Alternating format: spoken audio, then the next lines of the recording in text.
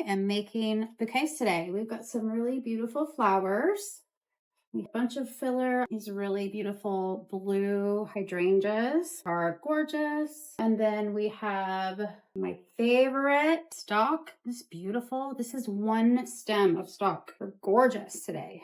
I love it when we have gorgeous flowers to work with. That's one stem. Isn't that pretty? I think we're gonna do probably 2 stems per bouquet this time. So you can see all these little buds here. They'll just keep opening. That's why stock lasts so long. I love it. Then we have another really cool thing. Pussy willows. They're so pretty and delicate. I just love them. I'm going to get started building. I have greenery down here too, so you guys could just watch my process. Once I pick the flowers I want to use and prep them all, then I just start building. So I usually start with my greenery. One thing I love and I will probably always have in my bouquets is eucalyptus. I don't like the kind that sticks straight up. I like the kind that's flowy and whimsical. It's just fun for me. So I typically will start with the greenery and then add some of the filler. So I consider this to be filler. So I'll put this in the back. A lot of people do the spiral method. It doesn't work for me. I never could get the hang of it. So I just place them where I think everything should go. I try to alternate the flowers and then just look where the holes are and where I think the colors would look right. And then I hold it very loosely with my hand like this. If it's a lot, sometimes I'll cut my hand like that and use it like a claw. But it really helps hold those stems together.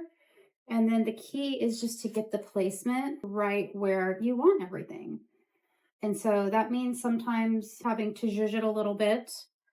I try to also make the bouquets as balanced as possible without giving anything horns. You see how pretty that is?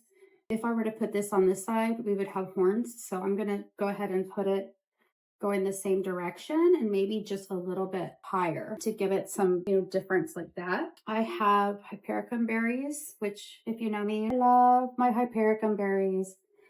So see, the key is to keep it loose in your hand so that it doesn't get all squished together. That was really a hard technique for me to master because you want to just hold it so tight. When I was first doing bouquets, I wanted to hold everything really tight, and that's not necessarily great. Another trick is when you're working with baby's breath, it tends to stick together. So if you hold it upside down and just shake it, it'll fall apart naturally without having to break anything. And then the other thing is you can see one of these can provide many different clusters of the baby's breath. So baby's breath really goes a long way. I love the whimsy of it. I know a lot of people aren't particularly fond of baby's breath, but I just think it adds this really pretty, very kind of antique type element to the bouquet. I am very fond of working with baby's breath. See, if I had it without, this just makes it a little more airy, which I think is pretty. Going back in here, another rose. I think the great thing also about working with hydrangeas is that the inner part of it, if you can see, it creates a cup. So you can balance the flowers in the hydrangea and it just stabilizes everything. I have one more pretty carnation, which I think I'm going to tuck right in here. And then let the berries out a little bit, loosen it all up. So it's just really wispy. So I'll just finish this out at the back. This and then turn it, see that? Turn it to make it feel like it belongs there. And then again, from this direction, it looks great. From this direction, it could use some zhuzhing because I can't see that rose. So I'm going to pull the rose up again, just make that hydrangea hold everything together. And then at the very end, I like to put more of the eucalyptus in the front so that it will just hang outside of the bouquet. And this one can probably use an extra branch of this in the back just to give it some dimension. Isn't that pretty? I strip all the leaves off the bottom. You don't want leaves in your water because it just gets the water dirty. And then another trick I do that's probably a little bit different than others you see on YouTube.